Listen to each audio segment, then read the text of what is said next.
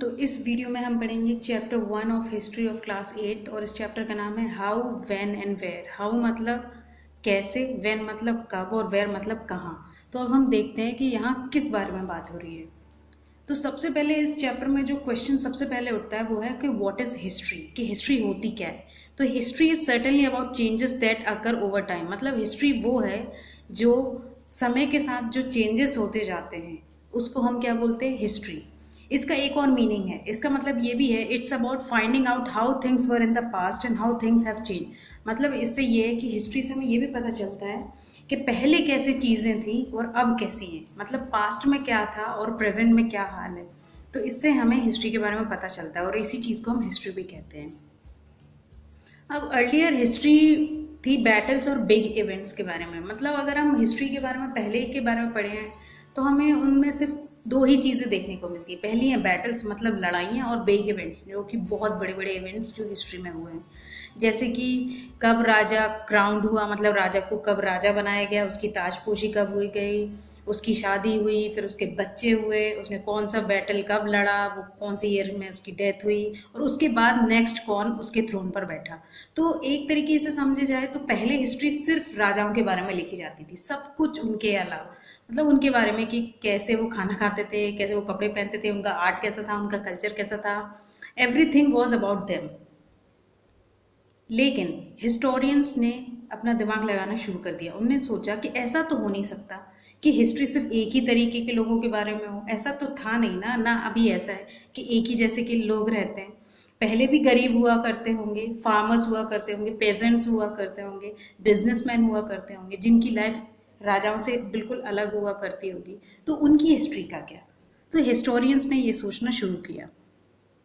तो हिस्टोरियंस ने क्या किया, उन इश्यूज़ के बारे में लिखना शुरू किया या उन इश्यूज़ के बारे में क्वेश्चन करना शुरू किया जो कि उस समय हुआ होते होंगे। जैसे कि फॉर एग्जांपल अभी इश्यूज़ है, फॉर एग्जांपल कि अभी कंट्री में इश्यूज़ क्या चल रहे हैं, जैसे कि कोरोना के इशू चल रहा है अभी ऑल ओवर द वर्ल्ड।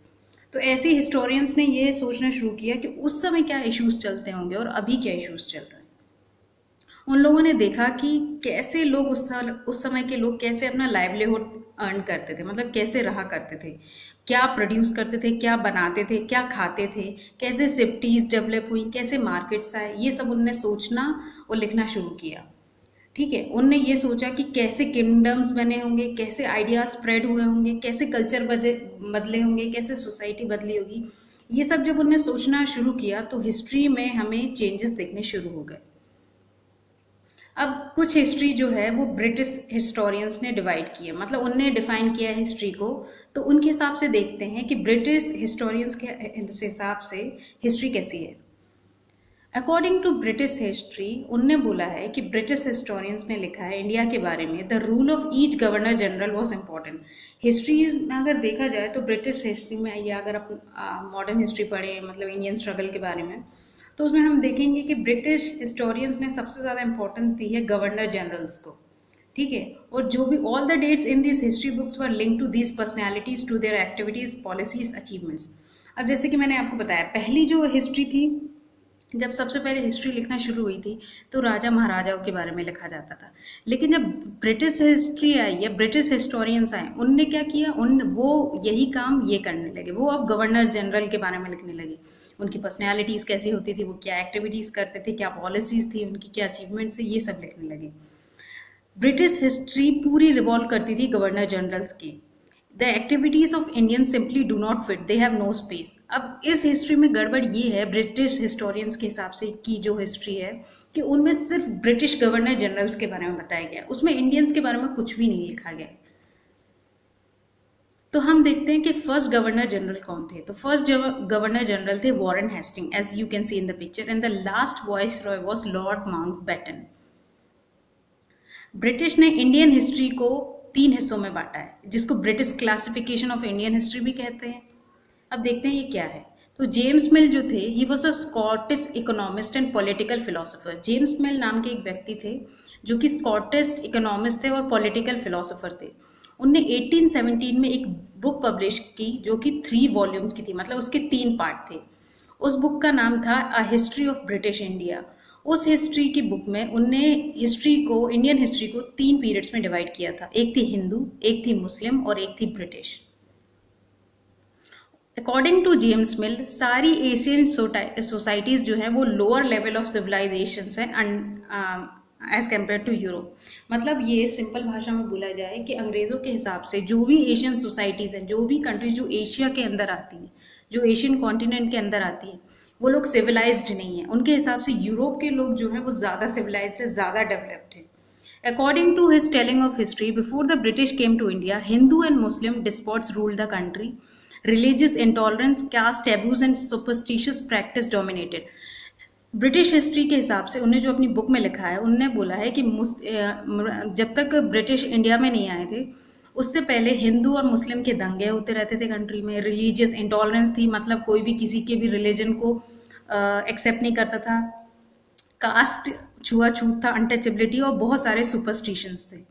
ठीक है, ब्रिटिश रूल आया और उसने इंडिया को सिविलाइज किया। मतलब ये कि ब्रिटिश रूल जो है, ब्रिटिशर्स जो है, उनने इंडिया के जानवरों को इंसान बनाया, सीधी भाषा में ये बोला जाए। To do this it was necessary to introduce European manners, arts, institutions and laws in India. अब ब्रिटिशर्स ने ये कहा है कि ये करने के लिए उन्हें यूरोपियन मैनर्स, आर्ट्स, इंस्टीट्यूशन और लॉ लाने पड़े इंडिया में, इंडियंस को सिविलाइज करने के लिए। He suggested that British should conquer all the territories in India to ensure the enlightenment and happiness of the Indian people. उन्होंने ये कहा कि इंडियंस की भलाई के ब्रिटिशर्स को सारी टेरिटरीज को अपने कब्जे में लाना पड़ेगा, जिससे कि लोग और भी ज़्यादा सिविलाइज्ड हो सके और वो खुश रह सके। ये उनकी सोच थी, लेकिन ऐसा हुआ नहीं। For India was not capable of progress without British help. उनका मानना ये था, जेम्स मिल का, कि ब्रिटिश की हेल्प के बिना इंडिया प्रोग्रेस नहीं कर सकता। अब हिस्ट्री को आगे और क्लासिफाई किया गया। Historians have usually divided Indian history into ancient, medieval और मॉडर्न। उसके बाद कुछ और हिस्टोरियंस आए, उन्होंने इंडियन हिस्ट्री को बेहतर तरीके से डिवाइड किया, जिसके बारे में हम अब पढ़ते हैं। सबसे पहले उन्होंने डिवाइड किया एंशिएंट हिस्ट्री, जो कि अप टू 750 AD तक की है। ठीक है, फिर आई है मेडिवल हिस्ट्री, जो 750 से 1707 तक चलती है। From decline of Harshavardhan in ancient age to Aurangzeb was the last sultan. फिर आई मॉडर्न हिस्ट्री, जो कि 757 से 1947 तक है, जो कि वर्स्ट पीरियड माना जाता है इंडियन हिस्ट्री का।